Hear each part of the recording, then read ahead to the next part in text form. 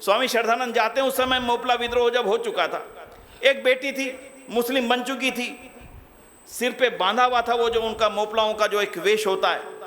स्वामी जी मैं कैसे हिंदू बनूं, मैं कैसे हिंदू बनूं? बोली बेटी तू मुस्लिम बनी कैसे थी? बोली मुझे हिजाब पहना दिया गया, मुझे इसको ओढ़ने के लिए मजबूर कर दिया गया, मैं मुस्लिम बन गई। स्वामी जी का अंतिम शब्द है वहाँ पर उस उपन्यास के अंदर कि स्वामी जी ने उसके सिर पे हाथ रखा, उसके हिजाब को उतार करके अलग किया, ले बेटी तू हिजाब पहन करके मुस्लिम बनी थी और हिजाब उतार करके फिर से। शिवाजी का ये जो पवित्र संस्कार होना था, कहा गया कराओ ना, कैसे करा दें? ये तो अधिकार ही नहीं रखते जो पवित्र का, कैसे होगा? ये होगा वो होगा, वैसे बुलाना पड़ेगा, विद्वत परिषद बुलानी पड़ेगी, काशी से पंडितों को बुलाना पड़ेगा, वो व्यवस्था बनाएंगे, फिर उस व्यवस्था के अनुसार से यहाँ पर कार्यक्रम होगा, वो होगा, ये होगा। करोड़ों रुपया, कितना? हाँ, कब खर्च किया काशी के।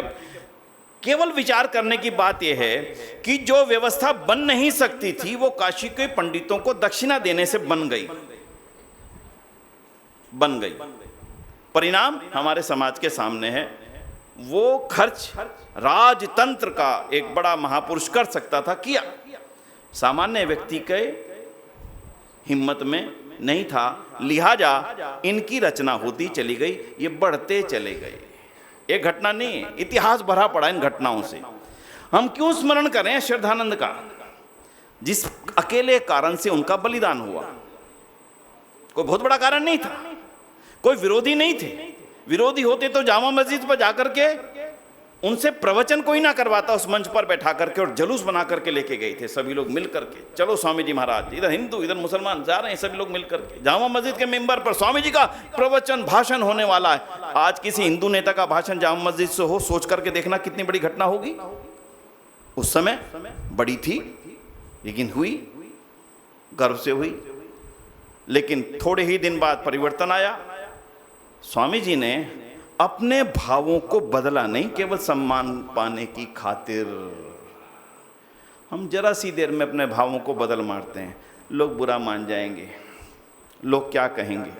हम जरा सी देर में अपने शब्दों को छुपा लेते हैं, छोड़ो ना भाई साहब, लोग ये कहेंगे, आर्य समाजी है, बचेंगे। श्रद्धानंद भी चाहते, उनकी जो कद बन चुका था, उनकी जो हाइट बन चुकी थी उस समय, उस हाइट को मेंटेन करने का सामर्थ्य और बुद्धि उनमें थी। वकील थे, सामान्य व्यक्ति नहीं थे। पढ़े लिखे परिवार के, संपन्नतम परिवार के, आर्य समाज के शीर्षस्थ नेता, उनको पता था मैं क्या कर रहा हूं। लेकिन वो उस समय हिंदू समाज की इसको सबसे बड़ी जरूरत मानते थे, लिहाजा चूके नहीं। कराची से आई वो बहन, कराची से भाग करके, वो कहती है मुझे पता लगा स्वामी श्रद्धानंद नाम के एक व्यक्ति हैं दिल्ली में, कोई वही मेरी सहायता कर सकते हैं। आई कहां? कराची, आज भी दूर है। आई, विवाद हुआ। आज मैं उस घटना को सामने नहीं रख रहा हूं, मैं केवल इस बात को रख रहा हूं कि अगर हम स्वामी श्रद्धानंद के बलिदान पर्व को मना रहे हैं तो आज हमें केवल एक चिंतन करना है कि मैं जिस विचारधारा को स्वीकार करता हूं, मैं उस विचारधारा पे परिस्थितियां जो भी हों, जैसी भी हों, मैं उसका पूरी तरह से अडिग समर्थक रहूंगा। मैं उससे दाएं बाएं जाने की परिस्थिति में आने वाला नहीं। हैदराबाद के निज़ाम की घटना की लंबी नहीं सुनाऊंगा, केवल इतनी सुनाऊंगा, उसके बेटे को प्यार हो गया हिंदू बेटी से। कहा कि मैं शादी करना चाहता हूं, तो निज़ाम जो थे उन्होंने कहा ये तो गड़बड़ हो जाएगी, निज़ाम का बेटा हिंदू लड़की से शादी करे, ये तो मेरे लिए राजशाही में बड़ी एक हार मानी जाएगी। जब देखा कि नहीं कुछ होने का तैयार, तो उसने बेटे के सामने हार मान के बोला चलो मान लिया। लड़की ने नहीं मानी, सॉरी, उन्होंने कहा इसको हिंदू मुस्लिम बना ले, कर देंगे शादी। उसने कहा लो ये कौन सी बड़ी बात है, लड़की से बात करी ना, बिल्कुल नहीं, मैं हिंदू रहूंगी। अगर तुझे शादी करनी है तो तुझे हिंदू बनना पड़ेगा। बंधुओं, अभी तक तो ताली बजाने की बात है। उसने कहा ठीक है, मैं हिंदू बनने को तैयार हूं। निजाम का लाव लश्कर आ गया बनारस, हिंदू बनाने की तैयारी है। निजाम के लड़के को पंडितों से कहा गया तैयारी करिए, इसको हिंदू बनाना है।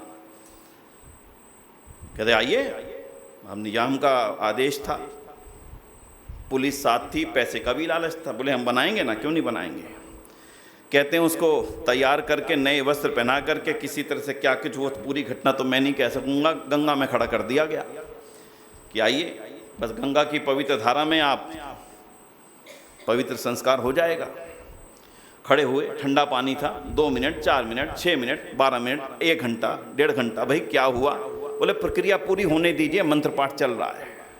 जब काफ़ी देर हो गई और कुछ भी परिवर्तन ना हुआ, पंडित जी बताइए ना और कितनी देर लगेगी, ठंड के हमारे शरीर का हालत ख़राब हो रही है।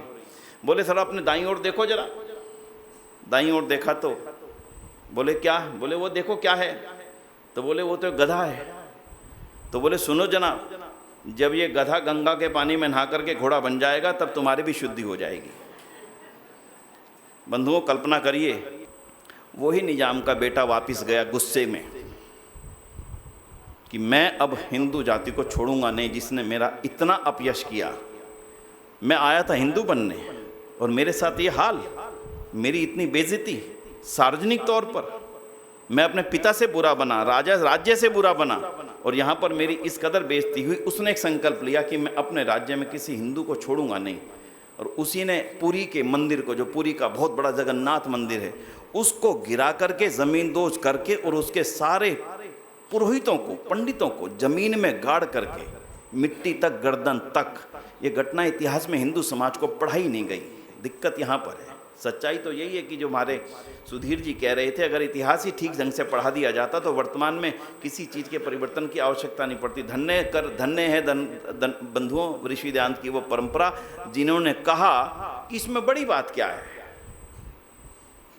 हिंदू बनना कोई बड़ी बात है ही नहीं। मन से जिस दिन आप ये विचार कर लेंगे कि मैं हिंदू संस्कृति, सनातन संस्कृति में आना चाहता हूं, बस हो गया ना हिंदू। मोपला उपन्यास आप में से किसी ने शायद ही पढ़ा हो सकता है पढ़ा है कि किसी एक दो हाथ उठे। स्वामी श्रद्धानंद जाते हैं, उस समय मोपला विद्रोह जब हो चुका था, एक बेटी थी, मुस्लिम बन चुकी थी, सिर पे बांधा हुआ था वो जो उनका मोपलाओं का जो एक वेश होता है। स्वामी जी का अंतिम घटना है वो मोपला के अंतिम पुस्तक के अंतिम हिस्से में जाकर के, स्वामी जी मैं कैसे हिंदू बनूं। बोली बेटी तू मुस्लिम बनी कैसे थी? बोले मुझे हिजाब पहना दिया गया, मुझे इसको ओढ़ने के लिए मजबूर कर दिया गया, मैं मुस्लिम बन गई। स्वामी जी का अंतिम शब्द है वहाँ पर उस उपन्यास के अंदर कि स्वामी जी ने उसके सिर पे हाथ रखा, उसके हिजाब को उतार करके अलग किया। ले बेटी तू हिजाब पहन करके मुस्लिम बनी थी और हिजाब उतार करके फिर से लाना पड़ेगा सरलता, लानी पड़ेगी सरलता।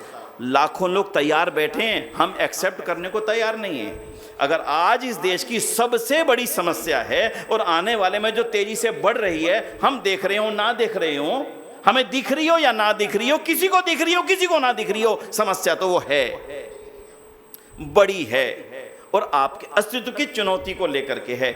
इसलिए आज इस अवसर पर मन में इतना सा विचार ले लें, अगर मेरे को कुछ भी ऐसा करने का अवसर मिला या ऐसे करने में मेरी सहभागिता की कहीं ज़रूरत लगी तो मेरा कमाया हुआ धन इस शुद्धि आंदोलन में किसी ना किसी रूप में काम आ जाएगा, मैं उससे पीछे नहीं हटूंगा। तो स्वामी श्रद्धानंद के इस बलिदान वर्ष को मनाने की हमारे जीवन में शायद सार्थकता हो जाए।